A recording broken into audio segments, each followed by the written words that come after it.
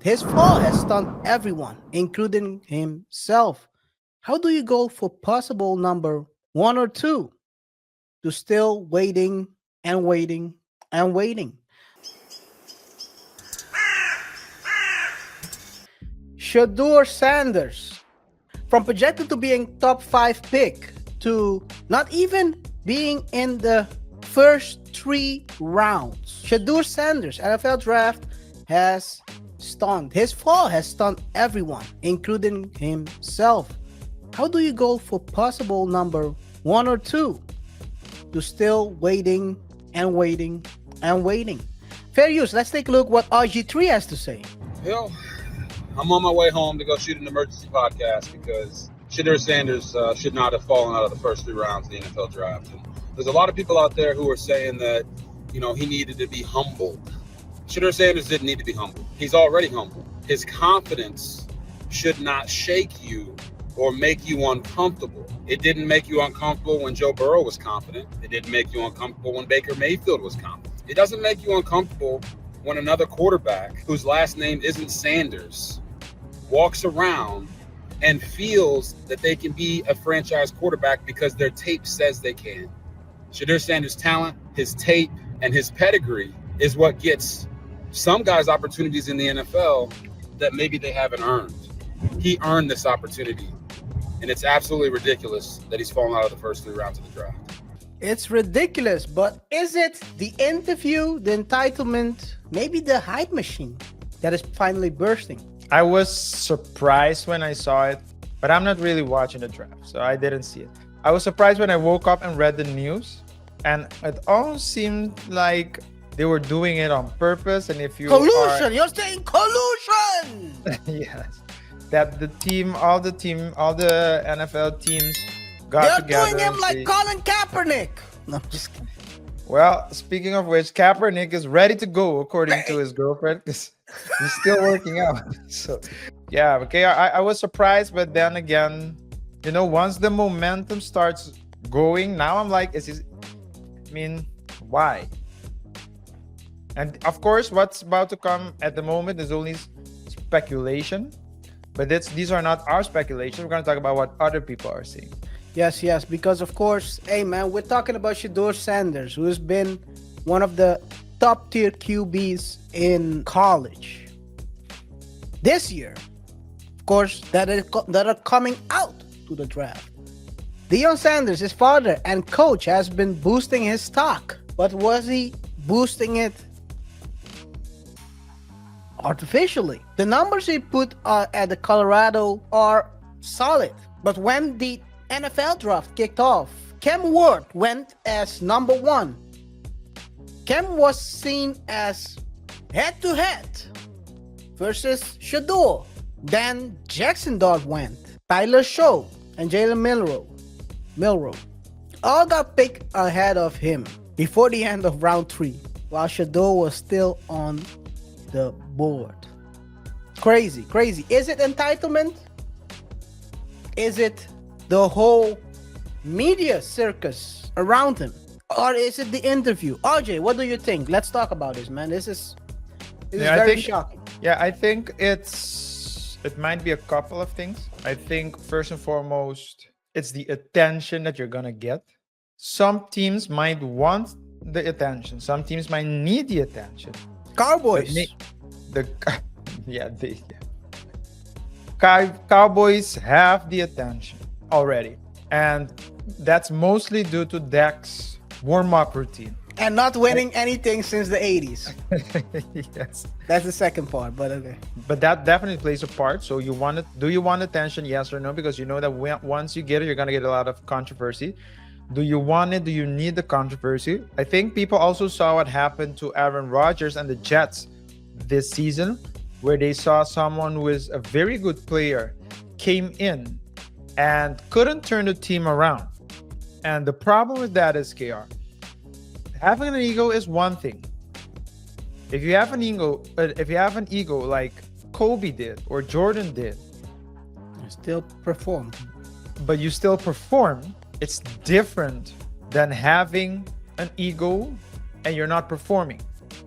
So I think people saw what happened to Aaron Rodgers and the Jets, and maybe they're like, yeah, but we don't have any guarantee that this player is going to come and actually make plays for us. Now, he is a very good quarterback, but which teams? Why didn't the teams go for him? I think, and this is more like in general, like with a company, right? When you're going to recruit someone, you might have a superstar salesperson out there. Superstar salesperson. But you already have a strong team and a strong system. You know that you know that with an average salesperson, you can still get the job done. But you know that if you have the diva salesperson, that person can cause chaos and disrupt the team. And so now that that's gonna happen, because I do think that he's a good player, and I think he's also a good leader. But and I say that because when he's on the field, you can see that he's in charge. I like that. It's not like he's in charge, but I think because he expects the best of himself, his father expects the best of himself. Hey, the father's also vocal, vocal, and might even say things at press conferences. You know, it's like, do I want this problem? I think a team like Panthers would have chosen him if they didn't have a solution for that specific position already. Now, is that the solution? I don't know. But they have someone that they've already invested in. They see progress. They invested in a lot of medical care as well. But they're cooked. I don't know. That's true. They invested in him, but he's cooked. I forgot his name. I call him mini me too. He's too small, man, for the QB. Too small. Yeah. But I understand what you're saying. But still, they have him. They've invested in him. They're trying to try to get as much as they can out of him. Now he seems to have found a way. I've thought about what you said, being the Aaron Rodgers. I do think it's probably. I've been thinking about it. Maybe it's more a accurate combination of Aaron Rodgers and Cam Newton. Cam, at the end of his career, was a big quarterback. I mean, big as in personality. Yeah. When he was at the Pats and they drafted Mac Jones, what did they do? They dropped him right away because they had the fear that the focus would be too much on him rather than being on the team, becoming a distraction. The thing is, and this is what you get when you're dealing with a big personality, someone who's, I mean, like you said, the father is being vocal in the media. If he's sitting too much, the team is not performing as they should. What do you get? Probably the dad will say some things that will become a headline. Before you know it, you're getting questions as a head coach about what Dion is saying. Like you said, is it worth it? Are these questions? Is this problem worth? Is the juice worth the squeeze? Yeah. And KaiR, if you look at I was on his IG page, or I am on his IG page, and you see Gatorade commercials, you see Nike commercials. He's a brand already. It's a brand. He's a brand already. So he's coming. They're saying that he's entitled. I don't know if it's entitled. It might be to a certain extent entitlement, but it's not like he didn't earn it by playing well as well. You know, it's just that usually when player plays well, they don't get that same level of exposure. The hunger. It's because of the father.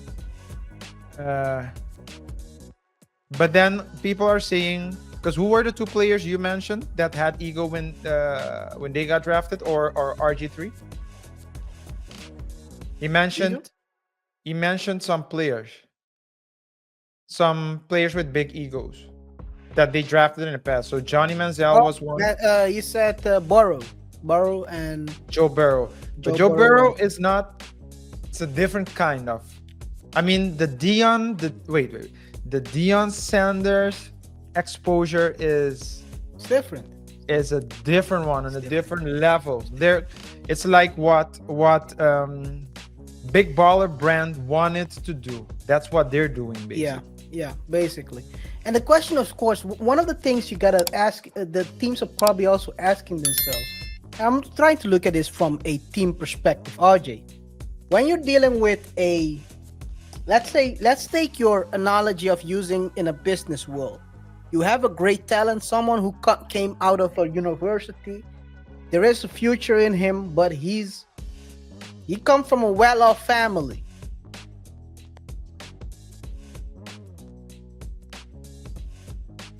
The first thing you're gonna ask yourself is this person hungry enough? Is he willing to go for it?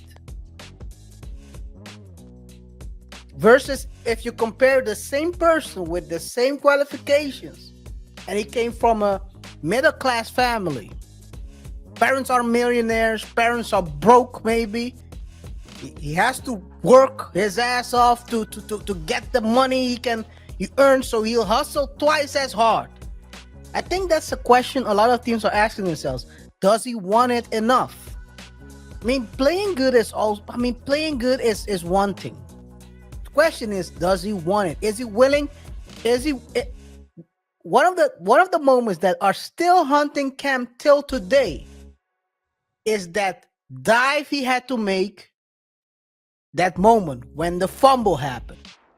Are you gonna jump for the ball when you need to?